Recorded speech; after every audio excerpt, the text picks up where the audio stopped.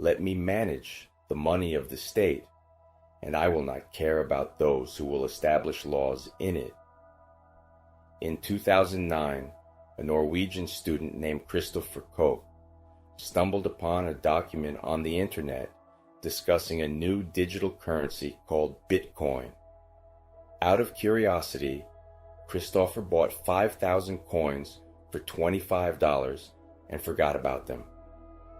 4 years later, Christopher saw on the news that Bitcoin's value had increased by 1,000%, and he realized that his $25 had turned into $800,000. At the same time, 1,000 kilometers away from Christopher, another man named James Howells remembered that he had 7,500 Bitcoins on an old hard drive he had mined a few years ago, and that he had thrown this disk away during a cleanup, sending it to the city dump. Today, that disk still lies somewhere underground, with Bitcoins now worth several $100 million. There are tens of thousands of such stories. Yesterday's students suddenly become dollar millionaires, while others, in the pursuit of easy money, lose all their savings in a week, and yet others simply forget their passwords and cannot spend their wealth. But what exactly cryptocurrencies? Are they some huge financial bubble, or the future we will be living in tomorrow? Why, while some countries are buying up cryptocurrencies, do others refuse to recognize them but still try to create their own digital money now? In this video, I'll help you make sense of all this. Today I aim to change your perception of the financial world. This is what New York looked like in September 2008. People in expensive suits were walking out of a building in downtown Manhattan one by one, carrying boxes in their hands. These people were laid off from the world's largest bank, Lehman Brothers, and at that moment, no one knew that these layoffs would mark the beginning of the deepest economic crisis on the planet since the Great Depression. Production declined, unemployment rose, easy credit disappeared, salaries were cut, and no one thought that this could hit us too. More than 2 million people in the United States alone lost their jobs. The crisis spread to other countries closely tied to the American economy, and pension funds around the world lost trillions of dollars. All because, in the years leading up to the crisis, banks were handing out mortgage loans to everyone, packaging them into separate securities, and earning billions from these speculations. But where did the money for the bailout come from?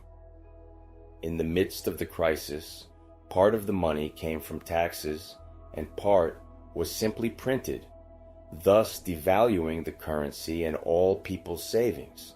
Just look at how global inflation soared in 2008. It turned out that banks first earned super profits and then were saved at the expense of taxpayers. Is there anything that can be done about this injustice? If money is monopolistically printed by the state, stored and used by banks, then creating a currency that does not depend on either banks or the government sounds impossible. But in 2008, an anonymous user named Satoshi Nakamoto published a document on the internet titled Bitcoin. Suppose one person transfers 10 coins to another, and later that person returns 5 coins to him. We have 2 transactions in simpler terms. To prevent anyone from altering this list and then claiming, for example, that they did not receive any money, this list is stored not in one place, but simultaneously with all participants in the system. Moreover, when they want to make another transaction later, the old records will be encrypted into a single block.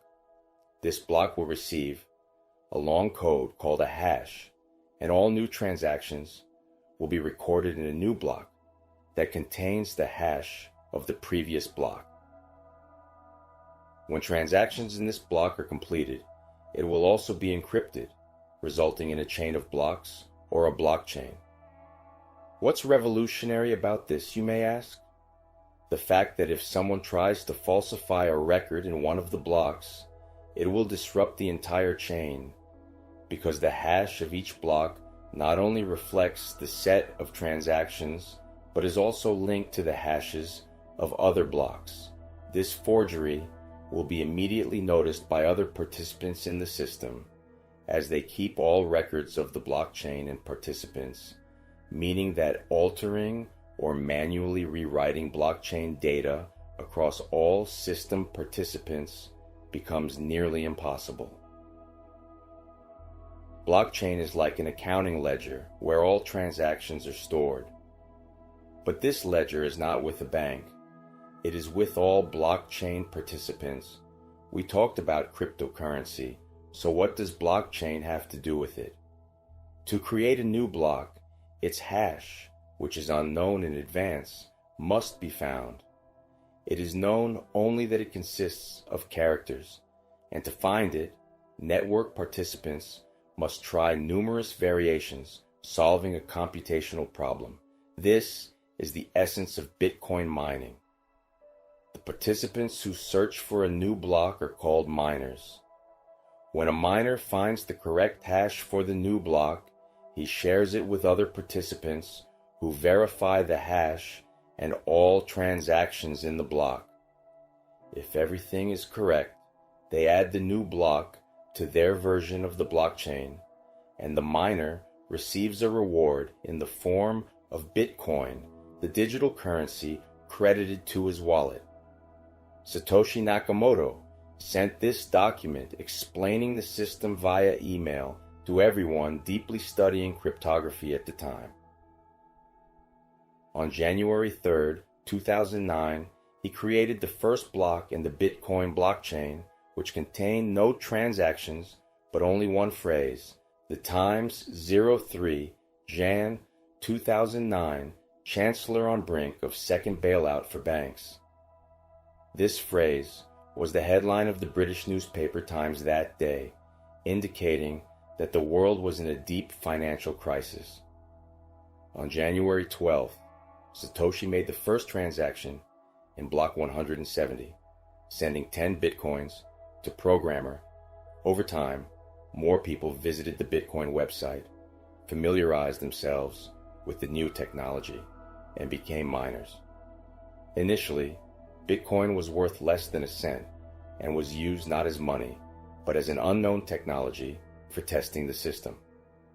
Gradually, this technology became more known. It got to the point where, in 2010, an American programmer wrote a historic post on a forum dedicated to Bitcoin. He promised to transfer 10,000 Bitcoins to someone who would order him 2 pizzas. 4 days later, a new message appeared on the forum. The programmer had bought 2 Papa John's pizzas for 10,000 Bitcoins. At the then exchange rate, these pizzas were worth about $40. Who knew that soon each would be worth more than $100 million? But why did this complex and unknown technology start rapidly capturing people's minds? What backs Bitcoin that people decided to buy and sell it, and its rate keeps growing? To answer this question, we need to understand what money is. The history of humanity is the history of exchange. To buy something, you need to sell something. That is, exchange one thing for another. The item often became money. No wonder livestock, animal hides, and even large boulders served this role in humanity. Over time, people realized these items were inconvenient and needed something more universal.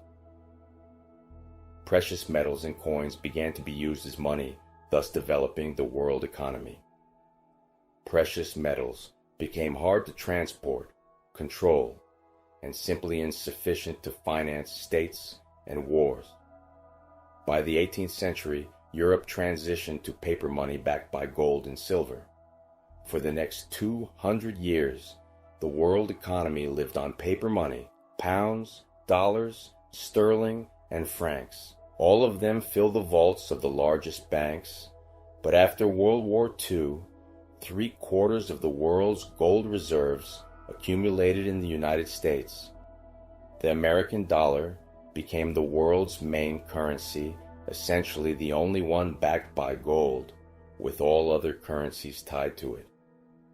The world lived under this Bretton Woods system until 1971, when the United States unilaterally abolished this rule simply because by then the US had printed so many dollars that there wasn't enough gold to back these paper notes.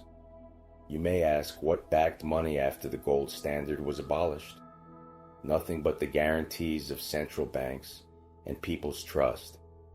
Today, the value of the dollar, like any other fiat currency, is based on its ability to be used for exchange.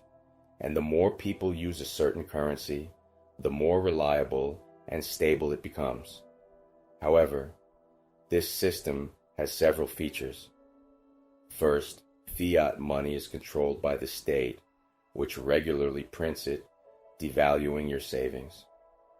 Second, transactions in the economy go through banks, but banks can lose depositors' money for hundreds of reasons. In other words, the main means of exchange in the modern economy is not in your hands, but Bitcoin belongs only to you, and to transfer it, you don't need a bank or any other intermediary. All you need to know is the recipient's wallet address. You can lose your money only if you reveal your wallet key to scammers.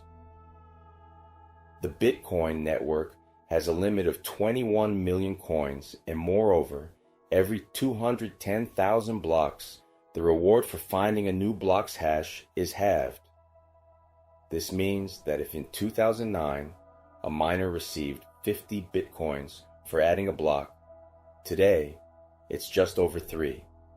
Despite this, the number of miners continues to grow, and while mining Bitcoin was once possible on a home computer, today it's done by huge farms with thousands of square meters filled with GPUs and cooling systems.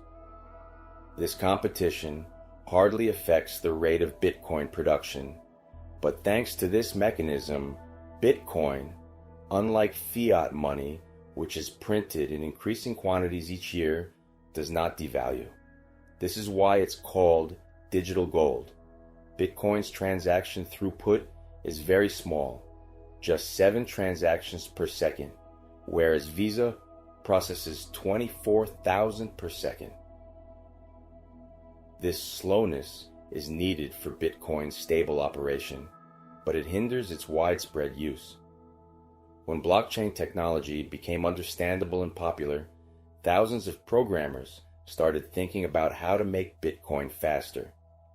In 2011, a former Google employee created a cryptocurrency that operates 8 times faster than Bitcoin, is easier to mine, and transactions with it are simply cheaper. If Bitcoin was digital gold, the new coin, Litecoin, became the digital equivalent of silver. Litecoin was not the only alternative to Bitcoin. For example, in 2012, the cryptocurrency Ripple appeared, which, unlike the traditional SWIFT banking transfer system, could transfer clients' money in seconds, and almost for free instead of several days. After 2012, various coins and projects became more numerous, but the real revolution in the crypto world was made by Vitalik Buterin. He thought, what if we take the new technology offered by Bitcoin and solve the key problem of the economy, the problem of trust? To this end, in 2015, the Ethereum project was launched, offering smart contracts. For example, you want to buy a property. To protect yourself, you go to a bank and open an account, where you deposit the money, which the seller will receive only when he signs the sale agreement. To prevent fraud, the bank controls the transaction and charges a commission for this service. A smart contract on Ethereum removes the bank from the deal. The system itself verifies the contract conditions and transfers the money from one wallet to another quickly, cheaply, and securely. The idea of the Ethereum coin was simple yet brilliant, so already at the stage of releasing its coin, called Ether, Vitalik Buterin's team raised over $18 million. Thanks to Ethereum, creating your own crypto coins became easier because there was no longer a need to invent your own blockchain. Roughly speaking, Ethereum became the programming language of the crypto world, making it much easier to create your own coin. Everyone started doing this. Look at how ICOs, initial coin offerings, occurred after Ethereum's release in 2017. Any startup could raise capital without much government control, and the crypto industry began to resemble the internet of the late 1990s, when everyone understood that the future belonged to the internet, and internet companies grew like mushrooms after the rain. The idea of ICOs looks like this. You come up with a project, issue a coin for it, promise investors that this coin will soar by 1,000%, and collect money from them by selling your coins. Ethereum raised over $18 million in 2014, bringing its early investors astronomical returns. However, most ICOs turned out to be empty promises, aiming to exploit human greed. But if you think it's crazy to invest in a coin to participate in a game or something similar, what would you say about buying pictures on the internet for tens of thousands of dollars?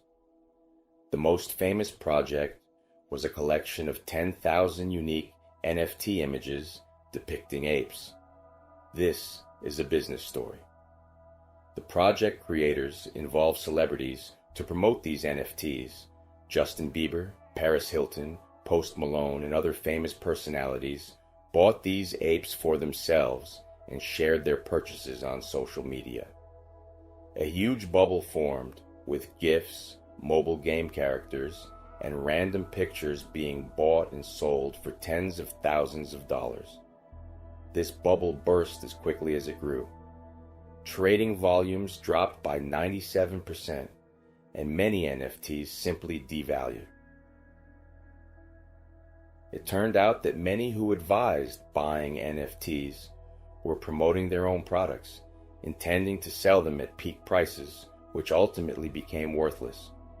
But all these ICOs and NFTs are just the beginning compared to how money is made in crypto. The true giants of this market emerged in 2010. Two organizations, unlike any other, created platforms where users could trade cryptocurrencies. Today, there are hundreds of such platforms, and the emergence of crypto exchanges has greatly simplified working with cryptocurrencies. No longer did one need to constantly send money back and forth. However, history has shown that some crypto exchange founders have deceived their users and transferred all funds to their own wallets. Therefore, choosing an exchange must be approached with great caution. Now, it might seem like the entire crypto industry is just a scam, but that's not true. Now that you know the basics, let's move on to the most interesting part. In 2001, El Salvador abandoned its currency in favor of the US dollar. Why did it do this? Officially, to attract more investment and stabilize its economy, since most people in the country were already using dollars instead of the local currency. The country lived this way for the next 20 years until the president of El Salvador announced on social media that Bitcoin would become the official currency. This move was aimed at attracting investment in technology by creating favorable conditions for the development of the crypto industry.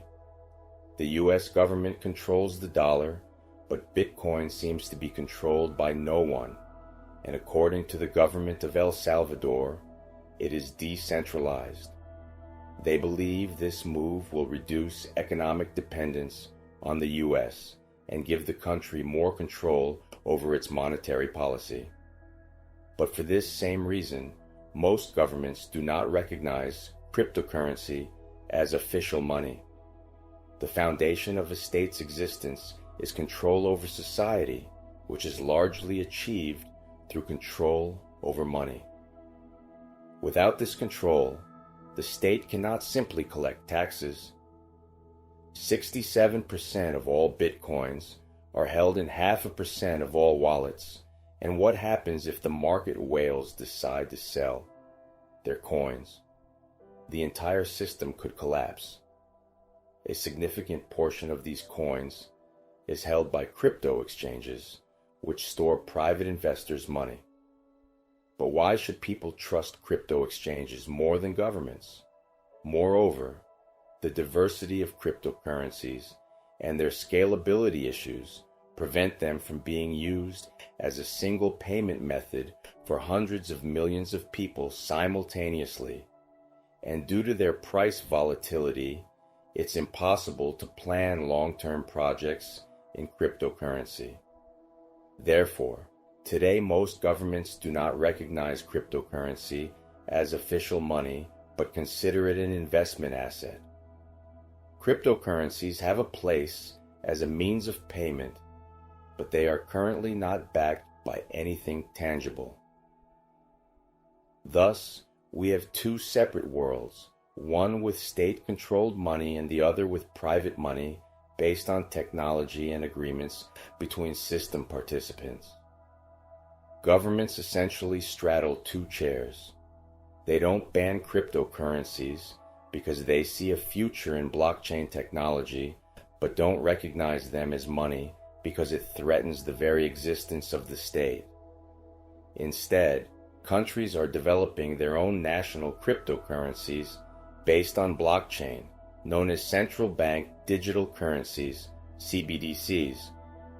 These currencies will be harder to steal or launder because their path in the network can be tracked step by step, and thanks to smart contracts, such money can only be transferred to the specified counterparty. For citizens, this means more convenience on one hand, but also more control over their funds on the other.